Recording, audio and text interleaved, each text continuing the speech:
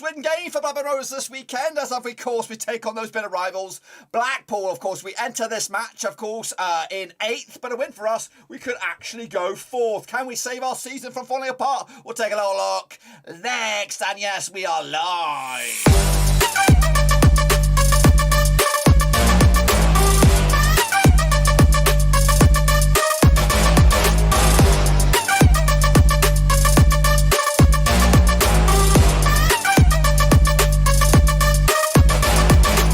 That's right, folks, back once again with another prediction video. No. That's right, folks, back once again with another match preview. Looking forward to Blackburn Rovers' visit back to Ewood Park, taking on Blackpool. We'll get to that in just one second. If you know where you've been, smash your subscribe to keep banging up to date. All things Rovers related, Championship related, world football related. We got it all here, boys. Live. That's right, of course, Rovers have been a bit shit of late, and of course, we've seen ourselves drop from 2nd all the way out of the playoffs to 8th at the moment. But of course, a win for us this weekend, a little bit of lady luck.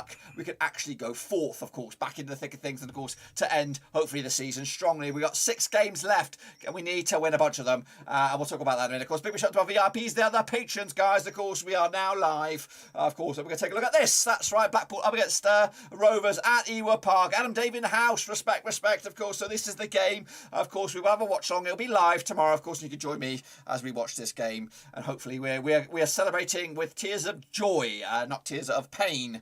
So this is the game. Let's get into deep and then take a look at it. Of course, Rovers do play the game at, of course, Ewood Park. 31,367 on a good day. If we could get over 20,000 tomorrow, that'd be absolutely fantastic. I don't even know if we could get that. Manager, if of course, for right here, right now, is Tony Mowbray. The captain for right here, right now, is Darragh Lenihan. Of course, the nearest match for us is Preston North End. Of course, we're going to go there very, very soon. Of course, and Bournemouth, we've already done that. But of course, we're expected to see them come back to Ewood towards the end of the campaign as well. 15th last time around, 20-1 at the start of the campaign, and 10th was my prediction at the start of the season. Adam Davies with a 3-1 win for Rovers, big win for him. Of course, we'll have a look at my pickaroo a little bit later on. Now, this is the resume for Rovers heading into this game. Of course, 2-2 draw against Coventry City last time around. Of course, we did lose to Reading as well. So back-to-back away games for us, picking up a point out of the 2. However, last time we were at Ewood Park, we won 3-1 against Derby. Now, what I can say is in the game against Coventry and the game against, of course, Derby, the second halves were much better than the first half. So hopefully, we can have a full 90 minutes of all action stations football. Of course, and if Rovers can get the W, I think we actually will go into the playoffs, because Luton and Huddersfield are not playing until Monday, and again they're playing against each other, so hopefully we can nibble away at their lead. So of course, not great form for us. So when you look at that, just 1 win in the last 6, it is not good form for Rovers. This is of course the stats of course. Diaz still got 20 goals. Now if you are one of those lucky bastards that put a bit of money on him to get 20 goals, that's it, that's all he's got, that's all he's probably going to get. 20 goals this campaign, 7 for Gallagher, just 3 to get more double digits. Can he do it? And of course Dolan and Cadra have 5. As for the yellows, Buckley's got 13 yellows, whopping stat that. Travis with 10, Van Heck 10, Lenihan and 9. And of course, the most reds, we've got 3 of them so far on the books. Anyways, take a look at, of course, what I expect for the starting lineup for Rovers tomorrow. We've got Kaminsky between sticks, Lenihan, I believe, hopefully he's available, Van Heck and Scotty Wharton as well. As for the left-hand side, we have Pickering, we have Nyambe, Travis, Rothwell make up about a midfield 4 there, really, if you look at it that way. Buckaroo in the middle with Diaz and Dolan. We do have Dak on the bench, we have Gallagher on the bench as well. We might have some other attacking players to, of course, give us a little bit of threat from the bench as well. I'm hoping Lenihan is fit and available, of course. If not, we might have to adapt a little bit. But that's what I expect. Of course, this is the resume for Rovers heading out of this game. Peterborough, of course, on Easter Friday. Then, of course, on Easter Monday, we have, of course, Stoke City. Then it is the bit of a derby there again against Preston North End, down at Deepdale, Bournemouth, and then Birmingham. That is your lot, folks. That is your lot for Rovers right here, right now. And we need to be picking wins up along the way. We need to be definitely winning our home games. And, of course, if we can pick up points against Peterborough, against Birmingham, and, of course, if we can get something out of Preston, and, of course, this one here today, Blackpool, then, of course, we are hopefully going to be back on track. Speaking of Blackpool, here they come. That's right. Of course, 17,000, of course, can fit into Bloomfield Road. That's where Blackpool play their games. Neil Critchley is the manager. He's doing an absolutely fantastic job. Chris Maxwell, the goalkeeper, is back in, going to be between the sticks, of course. Grimshaw, their recent goalkeeper, has picked up a concussion and has been out from the Preston game. Of course, Preston was the nearest match for them. Bournemouth the furthest distance. Last season they finished third in League One. They got themselves promoted that way via the playoffs, 66-1 at the start of the campaign. I didn't expect them to finish 20th this season, but of course doing very, very well themselves, considering it's their first season back in the Championship. This is their resume, of course, heading into this one. Not bad. Of course, back-to-back defeats heading into this one, but prior to that, they actually kept 3 clean sheets in the spin and picking up wins against Swansea and Stoke. Difficult opponents there, and also a draw against Sheffield United. Let's take a look deeper at their stats then. Levy's got himself 10 goals, Madine got 8, Bowler's got 8, and Yates has got 7. As for the Yellows, Connolly's got 9, Anderson's got 6, Bowler's got 5, and Garbutt's got 4, with a couple of red cards to boot, with Connolly, who wears the number 98 shirt, is that right? And Lawrence as well. This is the, of course, expected starting 11 for Blackpool for me. We've got Maxwell between the sticks, we've got Husband on the left-hand side, Sterling on the right, Thornley, Expector, and Connolly at the back there, with Dougal, and of course Stewart in midfield, with Hamilton on the left, Bowler on the right, Medine up top. It could have Jerry Yates as well from the bench, but he hasn't really been as prolific as he was in League One. And of course we were linked with him, but yeah, I don't know. I don't know about him. Of course, this is their resume heading out of this game to take on West Brom, of course, on Easter Friday. Then it's Birmingham on Easter Monday, Luton Town, of course, sticky wicket that, Barnsley, and then Derby. They do have one other game on that one, so they do have to play an extra game compared to Rovers heading into this one. Let's take a look at the stats then, shall we? Of course, Rovers on the left, of course, Blackpool on the right. We are represented by the orange. They are represented by the blue. Of course, that is confusing, considering both of these two sides wear the opposite colours. So Rovers on the left, 42% of our possessions in the middle third, 30% is moving forward, 27% is in the back. As for Blackpool, 41% in the middle, 30% moving forward, and 30% also at the back. Of course, when we have the ball, we prefer the right-hand side to the left, and of course, Blackpool prefer the left to the right, as you can see by the graphics there on the screen. Of course, shots then, Rovers, 58% of all of our shots are in the 18-yard box, 7% in that Bradley Dack zone, which I do expect to creep up a little bit as the season comes to a close. 35% long-range cookies. As for Blackpool, 59% in that 18-yard box, 11% in that scrappy W area, and 29% long-range cookies. When we do have the ball and we do have a shot, we prefer the left-hand side to the right, but of course down the middle, 65% of the time for Rovers. As for Blackpool, they prefer the middle as well, of course, 66% down the time, and again, preferring the right to the left, opposite directions than Rovers. Of course, let's take a look at the form then, shall we? Now, this is the home form versus their away form. Of course, Blackpool just 1 win and 6. Of course, if we can feed off of that, that is great. Of course, Rovers coming into this on the back of just 1 defeat of the last 4. That 1 defeat was a late one against Bristol City. It was a bit of a shitter in the end, but not great home form for Rovers when we look at that. The Derby were a little bit, we were very shit in the first half, so hopefully we can get more of that action second half against Blackpool. And of course, we do have a bit of a revenge score to settle after they beat us at Bloomfield Road at the start of the campaign. Let's elaborate on that shortly. Let's go back a second here. Of course, Blackpool's last away game was against Preston. Of course, Stoke was the last win, which is a very, very tricky wicket. Look how narrow margins these scorelines have been, by 1 goal, if that. Let's take a look at the tail of the tape then. Now, these two sides have played each other 14 times in 2010. 8 wins for Rovers, 2 wins for Blackpool, and 4 draws, of course. Just 1 win and 6 though for Blackburn right now.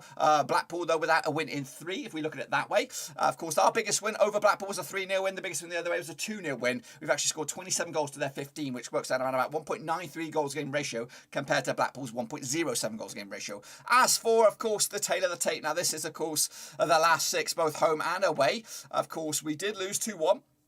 To Blackpool at Bloomfield Road. There's a couple of friendlies in there that doesn't really count. But last time we played each other at Ewood was a 3-0 win for Blackburn. Back in League One, Dak on the score sheet, Armstrong with a couple as well. We also beat them at their own place. So yeah, not too shabby. Let's take a look at the last 6 at Ewood Park then. We've won 3 and we've drawn 3. We haven't lost in the last 6 against Blackpool, of course, but we'll take a look at it. Sam Gallagher's even got a goal against them, so that's a rare breed. Maybe he can double his scoring sheet against Blackpool this coming weekend as well. So yeah, we haven't conceded a goal. We actually conceded just 1 goal in the last 4 games against Blackpool at Ewood Park. So let's hope we can continue with that this coming weekend. What have we got here? We've got the goals then, or the stats then for you. Rovers played 40 games so far, 39 games for Blackpool. We have on average picked up a goal a game now. Of course, our goals have dried up, and of course the fluidity is gone from, of course, the start of the season. We average around about 11 shots a game compared to Blackpool's 10. We also pick up around about 2 yellow cards as well. 5 corners for Rovers compared to Blackpool's 4. Hello, countries around the world. Welcome, welcome. Of course, we also pick better in the air. They're better on the ground, but of course that's no difference from a lot of the games these days. As for our home stats versus their away stats, we've actually played 20 games at Ewood Park. They've only played 18 games on the road.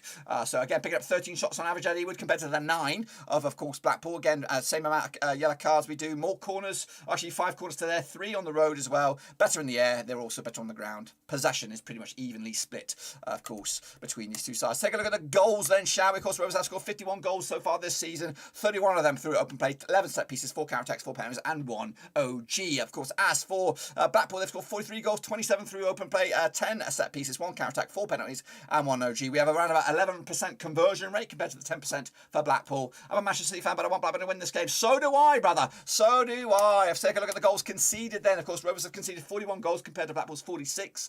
Works out around about conversion rate of 9% each.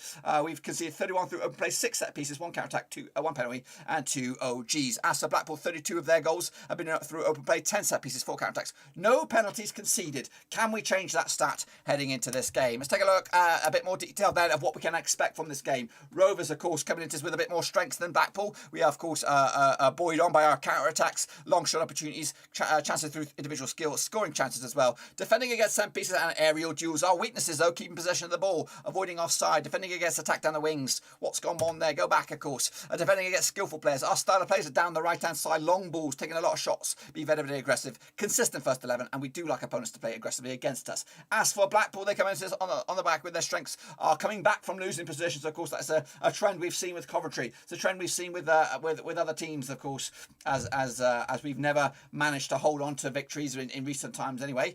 So Blackpool's weaknesses, though, keeping possession of the ball, defending against counter-attacks, skillful players, and defending attacks are down the wings. Of course, their style of play, long balls, through balls often, rotating the first 11. They're very non-aggressive. Opponents play aggressively against them, and of course, they do like to play in their own half. The forecast says Rovers will score from a fast break, will also be shown a high number of cards, and also will score from a result or of some individual skill, of course. Hello, Ben Ewood. Welcome to the stream, brother. This is, of course, the journey for Rovers. I guess we're heading into this in 8th. This is the first time I've done a preview with us outside the playoffs since all the way back around about match day 19, something like that. Of course, Blackpool have had a good season, of course, for them in the first season back in the Championship. So steady Eddie. They kind of trailed off as well a little bit, as have Rovers. But of course, no, I don't think it's been a bigger bottle job than Rovers' campaign. This is what maybe QPR have also had a bit of a bottle job as well. Let's take a look at, of course, the form then heading into this one. Of course, Forest are your team to avoid 16 points they picked up out of possible 18. Rovers coming to this pretty shit down there in 22nd spot. That's, of course, relegation form right here, right now. Just 5 points out of possible 18. Blackpool coming to this in 10th,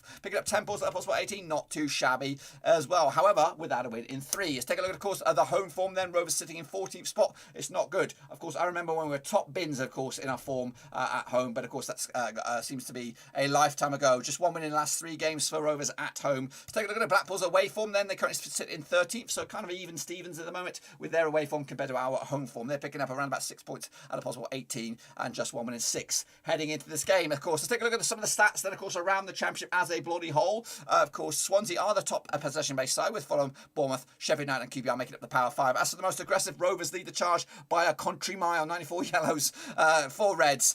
Derby is second spot with 79 yellows and 6 reds as well. As for the aerial duels, Rovers lead the charge on that one as well, 53.3% ahead of Millwall as well, and Stoke. Cardiff, that's the first time we've topped that charts, of course, and hopefully we can use that to our advantage. Let's take a look at the shots per game then. Fulham, of course, lead the charge there. West Brom, Coventry, Bournemouth and Sheffield United. As for the pass accuracy, again, Swansea lead the charge. Fulham, Bournemouth, Sheffield United and QPR. Let's take a look at what's going on elsewhere this weekend. Let's take a look at it. Of course, Sheffield United against Bournemouth. That's the early kickoff. Again, 2 playoff encounter or playoff teams up against each other, and of course a chance for maybe either Bournemouth to break away from it, of course, or Sheffield United to secure their spot in the top 6. Preston against QPR, of course, QPR running out of lives here. Of course, they've had a really good shit run of form, just like Rovers. Millwall against Barnsley, need to get back to winning ways as well. Swansea, of course, looking very, very good at the moment, of course. Forest against Birmingham, we expect Forest to win that one. West Brom against Stoke, who knows there. Middlesbrough against Hull City, would love a Hull City away win there. Reading against Cardiff, Bristol City against Peterborough, Fulham against Coventry, and of course, on Monday night, we have Huddersfield against Luton, probably the biggest game of the weekend, outside, of course, the game at Ewood Park between Rovers and Blackpool. So, of course, we need to get our result right first, and then hopefully something. I don't know what we want out of that game, Huddersfield against Luton Town, but we want something to, of course, buoy us on. This is the table, as, of course, right here, right now, of asking. Rovers are in 8th, but a win, like I said, all the way up to 4th spot in the table. Goal difference, of course, might hinder us from actually getting 4th, but if, of course, if Luton take a bit of a battering, they might come down a peg or 2. Meanwhile, of course, Blackpool are in 16th, but a win for them, they could actually jump into 13th spot above other North West Country Clash rivals, Preston North End, in the process. So we'll see see about that. What else can we expect? So, yeah, we don't know. I don't really know what we want between Luton and Huddersfield. A draw would not do us any favours. Against Sheffield United, I think I want them to lose, to be honest with you. Rixie says the SBA lover said Rovers 4-0 against Blackpool. That's ambitious, very, very much ambitious. I'd like the confidence in you. I like the confidence in Adam Davey as well with the high scoring wins. Taking a look at the goal scoring stats there, and of course Mitrovic running away with 38 goals so far this campaign. Solanke's your next best bet with Diaz in third spot at the moment. As for the assists, of course, Wilson needs to charge their 14 there. Swifty Boy with 13. Willock and the chasing pack as well. What have we got for the scoreline then, guys? If you are watching, you want to throw in your scoreline right here, right now. If you're doing it with me here live, get it in the chat. If you're not with me live, stick it down in the goal comment section. Of course, the game is tomorrow. We'll have a watch along on this one. Rovers need to win this game. It is at home, and I'm hoping the arrival of Renzo. If you don't know who Renzo is, he's a Chilean wonder who did the song way back when, of course, Diaz and that. He is going to be at this game, and hopefully he's going to be singing at half time. So Renzo is here. That's of course to look forward to, and hopefully he'll bring a little bit of lady luck from, of course, Santiago to, of course, Ewood Park. So for me, I'm going to go with a Rovers win here, just a 2-1 win in the end for Rovers to get over the line, get the 3 points, get in the bag, and of course get out of here and maybe make a push for top 6 once again. Of course, it's in our well, it's not really in our hands at the moment, but of course, if we can get the win, it should hopefully be on our hands heading into the back end of the season. Of course, after this game, there's only 5 games remaining. Of course, with big games up against Preston, up against Bournemouth, and Stoke, and a sticky wicket there, and of course some other games that, of course, might seem like formalities, but of course Rovers need to get the points over the line anyway. That is it. We'll be live tomorrow. Thank you for joining me. Of course, this random Friday we are live. Of course, tomorrow we'll also be live with the watch along. But until then, guys, make sure you smash your thumbs up, please. It does wonders for the old algorithm. And of course, you'll get inundated with Rovers content just like this. But until then, guys, I'm out of here. Thanks for watching. See you later. Smash your subscribe. Until then, boys, we are out.